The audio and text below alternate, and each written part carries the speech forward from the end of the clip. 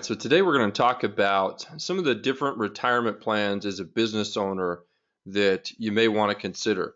Now, let me be clear. Retirement plans can be a great thing because they can be all the difference between you making a contribution to your family's retirement versus having to cut a check to the IRS. And so that's why a lot of CPAs love bringing in to play some of these types of retirement plans because if you're going to have to give some money away, you might as well give it to yourself in terms of writing a check. So let's kind of get into some of the differences of two or three different retirement plans. The first one we're going to talk about is what we call the Solo K or the Owner K. Now, the Solo K allows you to contribute up to $54,000 per year. Now, a Solo K is for somebody that doesn't have any employees. Okay. So if you have employees, we'll talk about what to do there. But if you don't have any employees, a Solo K may be the way to go. So for 2017, the limits on a Solo K are the limits are $54,000 per year, $108,000 per couple. If you're over 50 years old, you can put in an additional $6,000 per couple, which brings the maximum amount you can put away up to $120,000. Okay, so you can put away a good chunk of money. It has the highest limit to contribute of any of the other plans. Okay, so this isn't, as some of the other plans we'll talk about, this is unlike a SEP IRA, which we'll talk about in a second, this is not factored into, what doesn't factor into this is you don't have to make a certain amount of money to be able to contribute. So you can make $150,000 a year and still contribute $54,000 a year in a Solo K. Now, the way we teach people to set these up is we teach you to set them up so that you're in complete control of the money. What do I mean by that? Okay, you go to a typical financial advisor, they'll just put you in stocks, bonds, mutual funds, and then they'll tell you that that's what you have to be invested in. Well, we teach you how to self-direct your solo 401k. Okay, so you can invest in things. We're huge proponents of real estate, so you can use it to go buy real estate and invest in things that you understand. Okay, I think there's total power in investing your money in things that you understand and things that you have control over. Okay, so that'll be a different video. You have any questions about that, reach out to us. We'll kind of walk you through what that looks like. Also with a Solo K, you can borrow up to $50,000 or 50% of the balance of the 401k. So again, if you have $100,000 in a 401k, in the Solo K, you can loan out essentially yourself $50,000, $100,000 as a couple. So there's some liquidity here. So if you needed to take some money out because you had this great business opportunity to invest in, you could do that. Now you're going to pay yourself back this loan, you have to, but the interest that you're paying on it is going to yourself. So you're not giving this money away to anybody but you. But there's some liquidity in a Solo K that you're not going to get other places. Now, with a Solo K, you have to have this set up in the year that you want to use it. So this video is 2017, so it needs to be set up in 2017 if you're wanting to take advantage of it in 2017. You can't wait until March of 2018 to say, hey, I want to contribute to this Solo K that I had set up in 2017. I'll tell you, sorry, we can't. Well, there's nothing we can do. You have to make the contributions in the year that you want to use them. Okay, so now's the time where we need to be setting those up. So reach out to us and we'd be happy to do that and help you understand kind of the process. Let's talk about now, if I can get this to move, SEP IRA. Okay, SEP IRA allows you to contribute that same $54,000 per year. That's the 2017 limits. $108,000 per year as a couple. Now, there are no catch-up contributions. So if you're over 50, you can still put in $108,000 a year as a couple or $54,000 as an individual. There's no additional contributions above that. Okay. Again, we teach you how to set these up with no custodian, so you're in complete control and you can invest in things like real estate. Now, the reason you hear real estate come up a lot is because I'm a total advocate for people investing in real estate. So much so, full disclosure, I started a real estate company But is somebody who started in the financial advising business, and I grew up in this business as a traditional stocks, bonds, mutual fund guy. The thing I realized very quickly is people have no control over what's going on in the stock market. And most of the time, if you're invested in a mutual fund, if we're just being totally honest, you have no idea even what that mutual fund's doing. It's invested in 2,500 to 3,000 companies, and you have no time to do all the research on each of those individually and how they're going to affect your investment.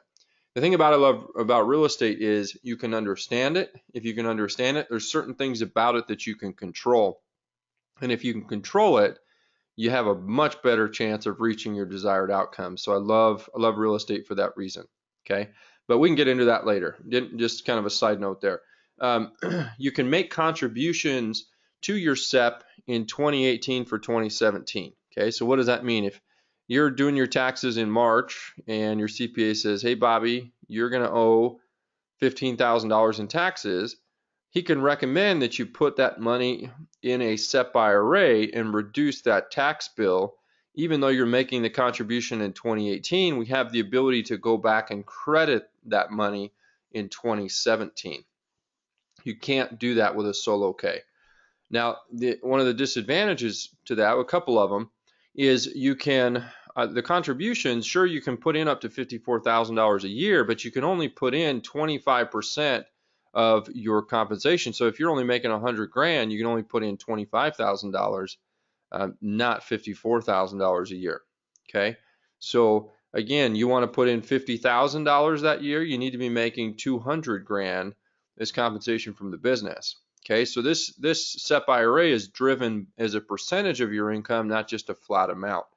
The other thing with a SEP IRA is, let's say you go purchase a piece of real estate and you want to get a loan. Okay, there are banks out there that will do what are called non-recourse loans on real estate using your retirement funds. So let's say you have a piece of property identified, it's a $100,000 piece of property, and you're going to put 50% of that down because the bank's going to require that, but that money is going to come from your SEP IRA, and you can do all this without breaking the tax veil, so that you're not doing anything to hurt yourself tax-wise. But that $50,000 that you're going to use as your down payment, essentially, the banks will let you do that. Now, the other 50% is going to come as a loan from the bank. The challenge is with a SEP IRA is there can be additional tax because you're using your SEP IRA as your down payment. If you were in that same scenario to use the 401k, okay, versus the SEP IRA, then that unrelated business income tax, it wouldn't happen because the laws around that are different for a solo case. So basically, in that scenario, you would have potentially additional taxes using your SEP IRA as a down payment, but if you used your solo K as the down payment, you wouldn't have those taxes, okay? And that's something we'd be happy to kind of walk you through. I know it can be a little confusing, but just that's another difference, okay? So the SEP IRA can be set up at any time, and you don't have the ability to take loans out against your SEP IRA the same way you do your solo K. All right, so let's talk about the traditional 401k. So this is for somebody that has employees, okay? And this is typically the way you'll go if you have employees, not always. So, reach out to us. We'll kind of get the lay of the land of your personal business, how you're structured, and then from there kind of guide you to the right direction. But a traditional 401k or a safe harbor 401k allows you to contribute up to $18,000 per year. That's the 2017 limits. You can put in up to $48,000 per year as a couple if you're over 50 years old. Okay, so it has the catch-up contribution of $6,000 additionally per couple if you're over 50. If not, if you're under 50, you can only put in $18,000 per year. Okay, so $36,000 per year as a couple. Okay. You have to have a custodian for a traditional 401k. You have to comply with what's called discrimination testing. There's a bunch of additional reporting. It still can be self-directed. It's a little more difficult to set up, but it can be done. So when I say self-directed, again, not being bound to just the stocks, bonds, mutual fund world, but let's say you had enough in your traditional 401k, you own the company, we can basically write the language in the 401k that says, hey, all of the participants, they can invest in real estate if they want to, okay? And we can set all of that up. You can borrow up to, again, 50% of the balance up to $50,000 or 100 grand as a couple, just like you can in a traditional solo 401k. And just like a solo 401k, these have to be set up in 2017, but they have to be set up by October 1 of the year that you want to use them. So if you're watching this video now at this point, it's too late for you to set up a traditional 401k for 2017. But if you're wanting to get it in place so you can use it for 2018, let's get started on it so that you can take advantage of it. Okay. Excuse me. So these are some of the biggest differences between the retirement plans, and hopefully you've been able to kind of identify where you would fit. This most certainly is not an all-encompassing view of everything, but just kind of a highlight. What we really would do is the next step, we want to kind of identify the structure of your business, how many employees, if you have any, and then from there, what might make the most sense moving forward. So reach out to us, let us know. We'd love to help you so the IRS doesn't help themselves to your money. Have a great day.